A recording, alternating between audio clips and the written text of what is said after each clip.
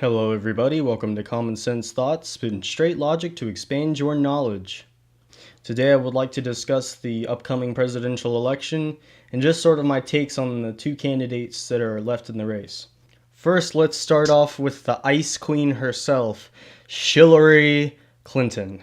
When it boils right down to it, I don't understand why anyone with more than one synapse in their brain would vote for Hillary. Even if you agree with her positions on the issues, how can you trust her with anything? Here's what it boils down to. I am fairly certain that the vast majority of the people listening to this will agree with me when I say this. I would not trust Hillary Clinton with my email account. And logic then follows, if I wouldn't trust Hillary Clinton with my email account, then why the heck would I trust her with my country? I was watching TV the other day and I saw a Hillary Clinton for president ad come up, and I found it quite funny that they had the audacity to bring up her run as Secretary of State as a selling point to why she should be president. Really? You want to go over her record as Secretary of State? Do you want to go over Benghazi? Do you want to go over the email scandal? I mean, do these people really think that that is a selling point for why she would make a good president? If so, that kind of shows that they're scraping the bottom of the barrel when it comes to trying to find good things to say about Hillary. Now let's move on to talking about the Donald. The Donald is not perfect. I want to make that very clear from the get-go, because whenever you talk about Donald Trump and you talk about supporting him, people will support him to the death. And I do not think that that is the right way to go about it, because there's fair criticism to be made about Donald Trump.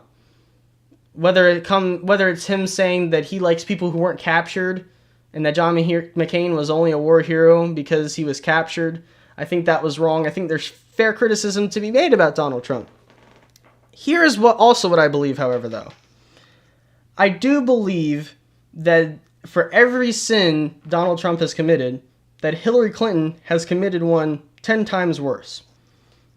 Everyone right now is talking about his comments that he made towards Gold Star families.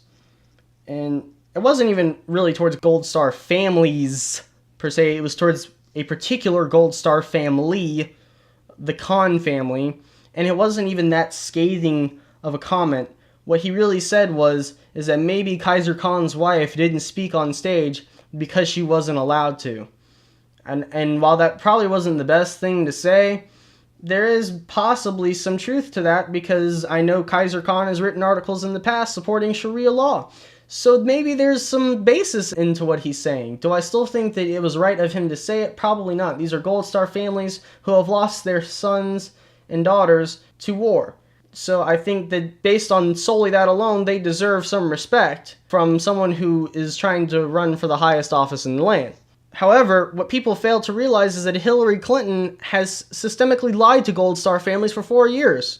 And I know everyone who's a Hillary Clinton supporter, when they hear this, will just go, "Oh, really? Yeah, really. I'm bringing it up. Benghazi." And there's a reason I'm bringing it up. It's because it has yet to be addressed. The way the left works on this is that so many scandals happen that by the time you get talking about one, another one pops up, and then that's the one that everyone's talking about. And then that cycle continues, and then when you go to talk about the original scandal, back way before that had yet to be resolved, people are like, "Well, why are you talking about it? It's 4 years later." It's because it was never resolved. So that's why I say for every Trump sin, there's a Hillary sin 10 times worse. Yeah, Trump talked about Gold Star families in a negative light, but at least he didn't lie to them. And at the end of the day, when you're trying to analyze who is the lesser of the two evils, because I've had people say this to me, they've said to me, "I don't know which one is the less of the two evils, Trump or Hillary." I say to them, well, at least Trump has never had people killed. Hillary has had people killed. Benghazi. People died on her watch. They asked for beefed up security from her, they didn't get it, and they died because they didn't have the increased security. That, legally speaking, is the definition of negligent manslaughter. Trump has never been accused of anything like that, so in my opinion, he is the lesser of the two evils. Well, that is going to wrap up this video today. Thank you for watching, and until next time, this is Common Sense Thought, signing off.